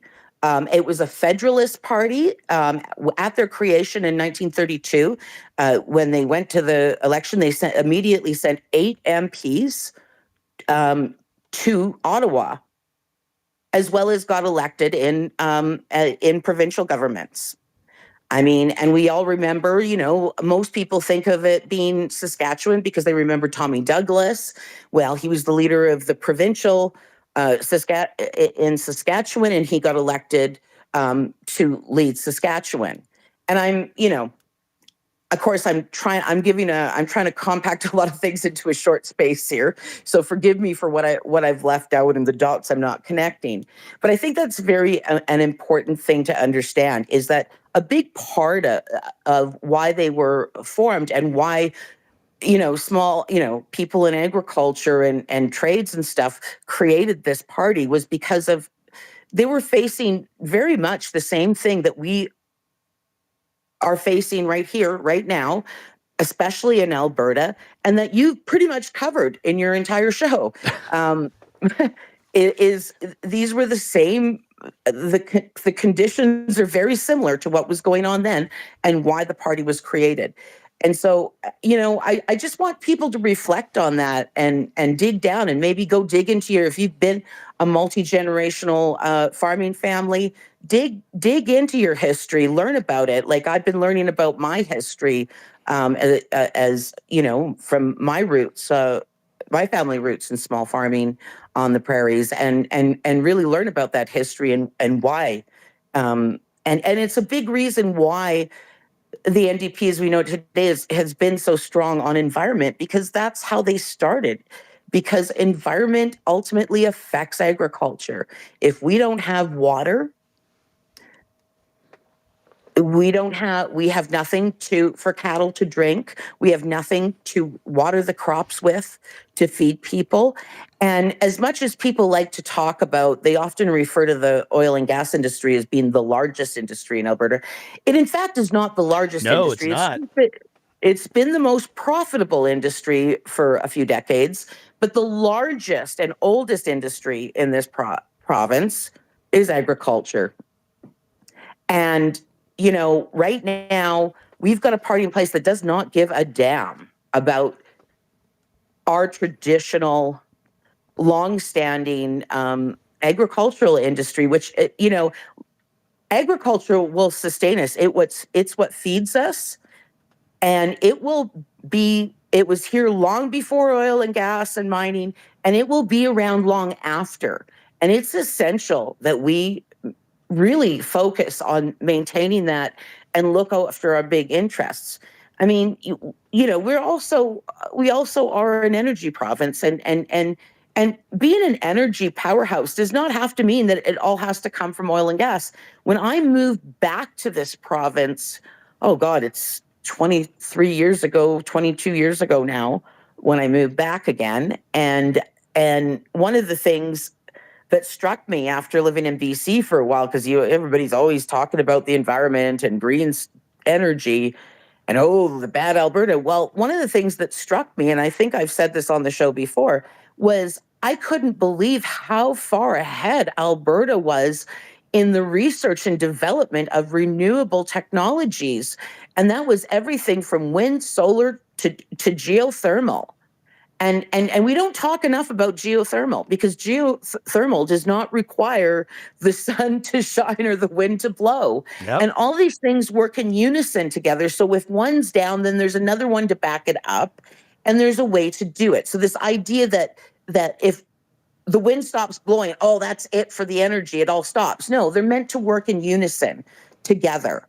It's one lifts up the other when the other's down, and geothermal is, we've got the first and the largest geothermal plant in North America is right here in Alberta. And that's due to Alberta innovation. And so this idea of us being an energy province, it does not mean that we're just a solely oil and gas province. It doesn't mean, we also are agriculture, and we also have been the leader for decades in the research and development of the renewable technologies that are being used around the world today. And that's what I had to say on that. I want to tack something into what you said there, because one of the things that drives me up the wall when I hear people talk about industry in Alberta is, what are the industries that provide Albertans with the most jobs? And I'm literally looking at the table right now for employment by industry. The biggest employer in Alberta is healthcare and social assistance. It employs 330,000 people. After that is retail and trade. After that is professional scientific and technical services. After that is construction. After that is educational services. After that is transportation and warehousing. And then we finally get to mining, quarrying, and oil and gas extraction at 143. So they're like 8th on the list, and they employ less than half of the people that healthcare does. So there's my rant on that. No, thank you. I mean, that just adds to the whole thing, because guess what? The CCF and now the NDP, I mean, it's the same party. One of the things that they brought about was things like, and they put pressure on the people in power, and they're the reason that we have universal health care. They're the reason we have WCB, employment insurance, and other social programs that we didn't have before. They had the idea of creating a social safety net so that when people were in hard times, that nobody had to be left behind, right? Because they were the ones being left behind. Yeah. And they were the workers. I mean, this idea that it's created for people that are too late. No, it was workers that created these things, people that labored hard and worked hard, and were not getting a fair deal. Yeah. And that's happening right now again. And you're right. It's happening in all the professions that you just mentioned, which are, like you said, these are our largest employers.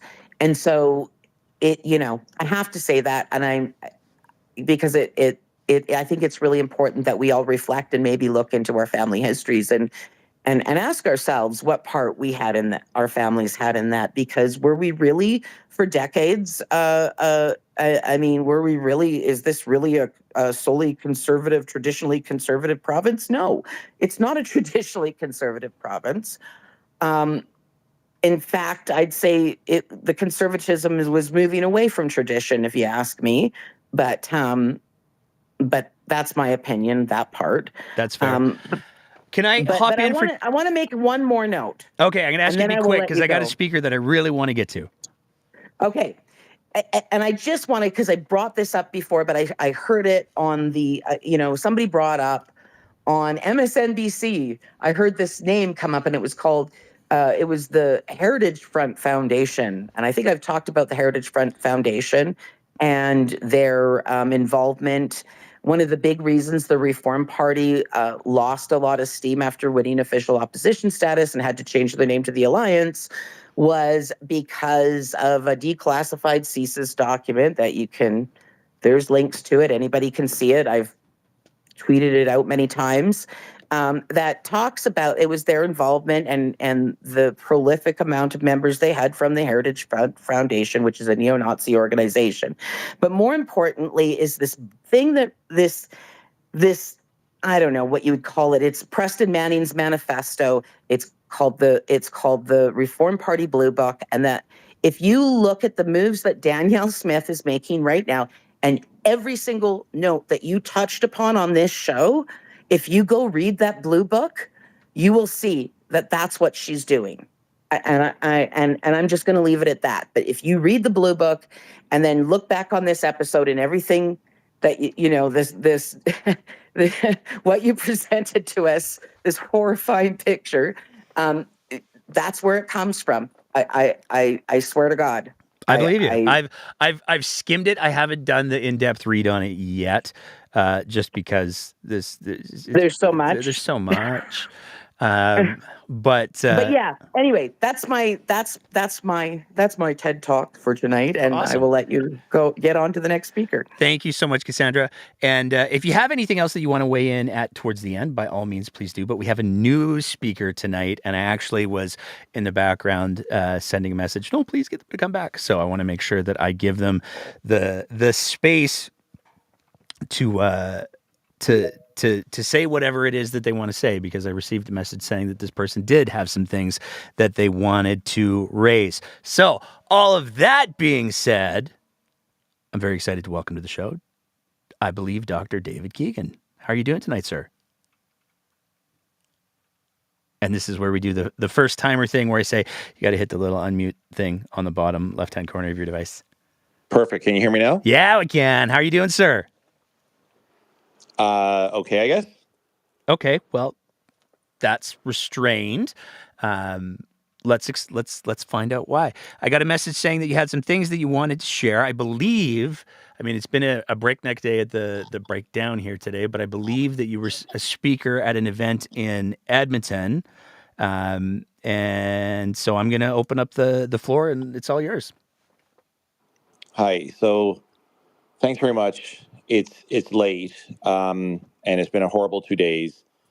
The short version is 2 nights ago, 2 members of the Calgary Police Service came to my home and asked to come inside and speak with me. And that's when I learned that my trans nephew had died by suicide.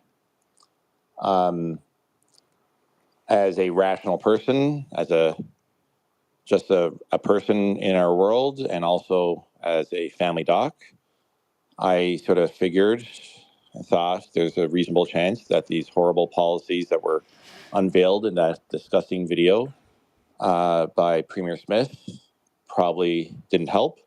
And yesterday, I learned that they not just didn't help, that they were a contributing cause, that my trans nephew had been worried for quite some time and actually had messaged me in the past about concerns about the growing trans hate in the United States and in Canada, but that specifically he was very scared and felt quite isolated as a direct result of Premier Danielle Smith's unveiling of her planned policies. And so I'm from Calgary, also known as Mackinsis, the traditional territories of the people of the Blackfoot Confederacy, as well as Métis Nation of Alberta, Region 3, and near the Goodstoney people. I'm in Edmonton now, though, because I have to go clear out my nephew's place. I have to work with the Edmonton Police Service, the medical examiner's office, and so on, to navigate the death by suicide of my nephew. And so you said earlier, I'm sorry I wasn't able to hear the whole thing. It's just been a very challenging day and challenging weekend and challenging time. But I heard you say earlier, it's only a matter of time before kids get harmed as a result of Danielle Smith's.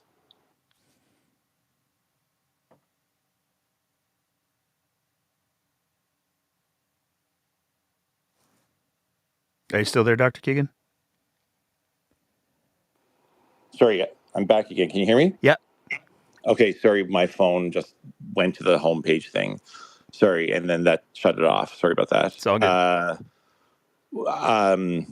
So anyway, I'm here to clear out his apartment. The reason he's dead, well, it's complex, but a direct contributing factor was the announcement by Premier Smith. And so you said earlier in the show, it's only a matter of time before some people die as a result, get hurt as a result of her policies that she unveiled. And my nephew was 37, so not a kid or teen anymore.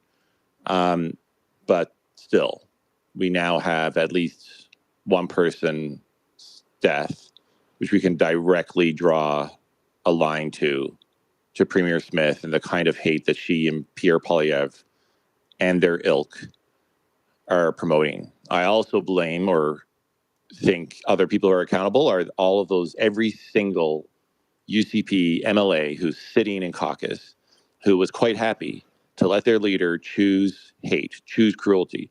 Because remember, it was something like 10 years ago or so when she stood up as a member of the Wild Rose Party and talked about the need actually to protect and provide opportunities for people who are trans. And she took a libertarian framework or perspective on it, as I recall. And yet here she is now spewing hate, pretending to care when actually unveiling a horrible series of things which are setting back not just trans rights, but actually the rights of children to learn about their own bodies and sexual health. It's the most regressive set of such policies any of us have seen in Canada. Sadly, they're not the most regressive in the world, but boy, they're trying to get there. And this was all deliberate. She's not ignorant. She knew 10 years ago what the right thing was.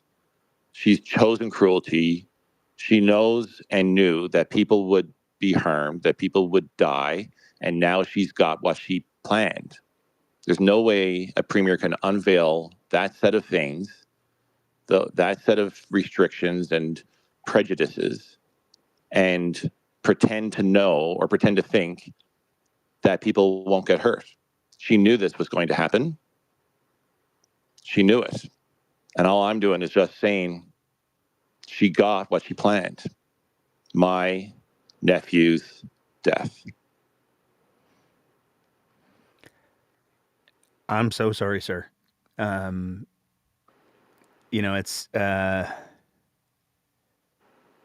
It's one of those things that so many people have said. And I think that it's so critically important to highlight that as much as these policies specifically target kids and youth, the rhetoric that's being leveled is absolutely harmful to anybody who is trans or has trans family members or cares about trans people as human beings. We heard from Marnie Panis about the threats and the hate that she's experienced since Smith announced these policies. And I think you're absolutely right, sir.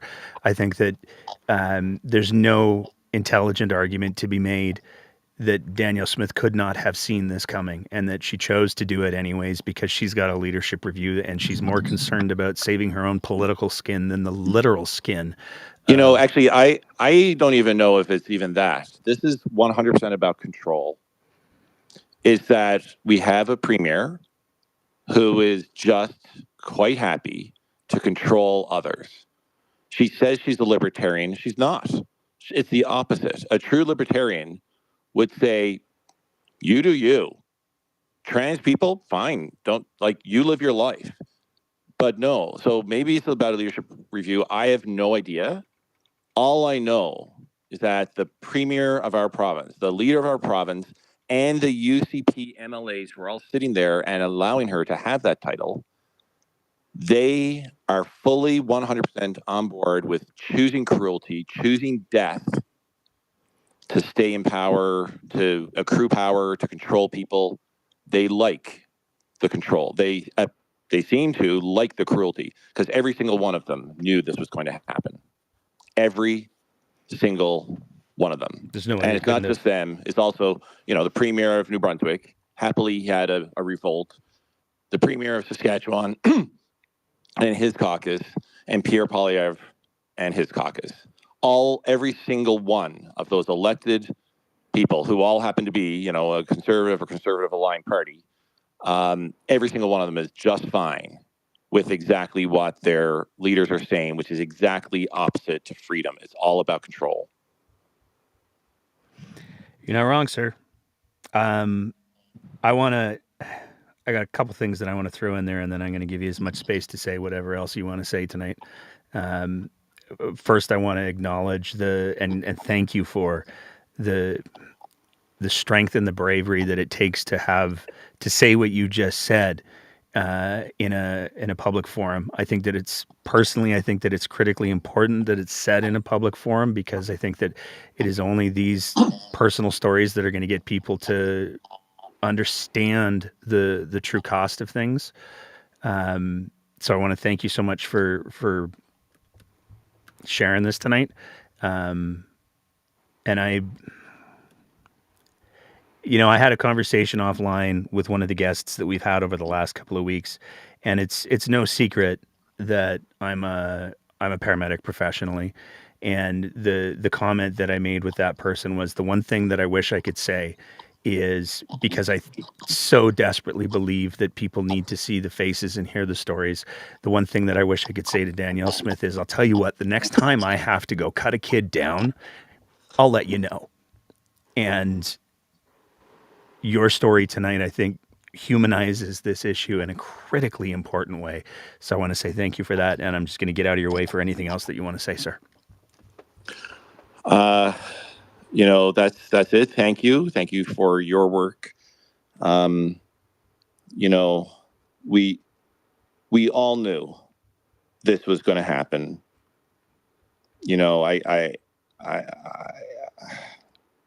I don't know. I hope nobody else has to have two police officers on their doorstep asking to come inside and talk to them. It's horrible. It's horrible. It's horrible at the best of times, or what, I don't know. It's horrible if it's a car accident or something. But to learn this kind of thing is just horrible. And horror, as I understand, horrible comes from the word horror. This was a horror that was chosen. That's the key thing. This was a horror that was chosen by our premier and inflicted upon my nephew, and it continues to be inflicted upon anybody who's trans, anybody who has trans people in their family, and anybody who's decent. This was chosen. And so it doesn't stop here. Now, none of us should have to actually think, well, what's next? Am I next? Is the group that I'm in next? None of us should actually have to ask that, because this is just plain wrong anyways. But it's not going to stop here. We all know that there was that survey about underage abortions circulating, the Robo survey or whatever it was, the same night as the video. We know that they're not stopping here. And where does this lead? I mean, we all know where it leads. It leads to a state that's controlling people.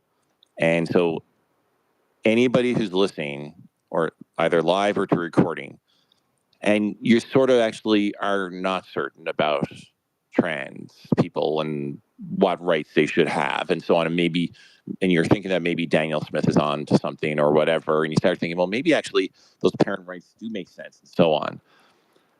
No, just the answer to the fear and anger and pain that you might have is not to hate on another group.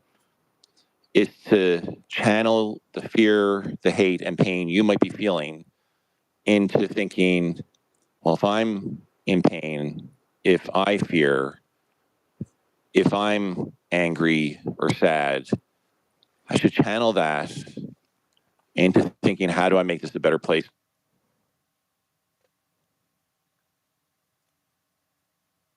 I think Dr. Keegan might have gone to the home screen again. Hey, sorry about that. Do you hear me again? I do, yes, sir. Oh man, I kept forgetting to swipe the phone. The bottom line is, anybody who's seduced, like, don't let yourself be seduced. If you have pain, fear, anger, sadness, don't let yourself be seduced and to hate on another group. Instead, channel that into thinking, well, how do we make this a better place for everyone? Because there are a lot of people, as we know, who are thinking, well, maybe there is something there. But the yardstick should be anybody who is seeking to restrict rights, and particularly anybody like the Premier who is wanting to interfere in the direct relationship doctors like me have with our patients, like anybody here on this phone call perhaps, or anybody else.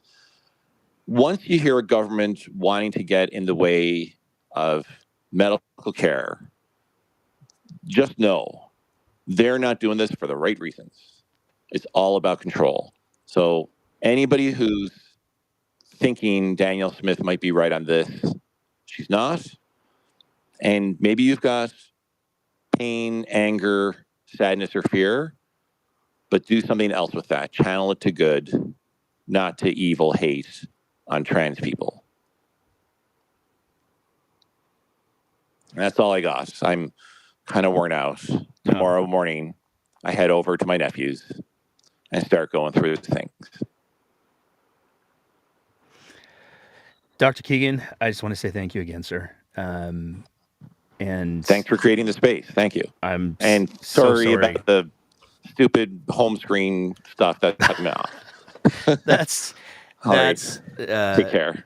So unbelievably minor. Thank you so much, sir, for speaking and sharing that tonight, and my sincere condolences. I hope that the next couple of days are as not horrible as possible. Yeah, no, and that's kind of what I'm going for. And, thank you.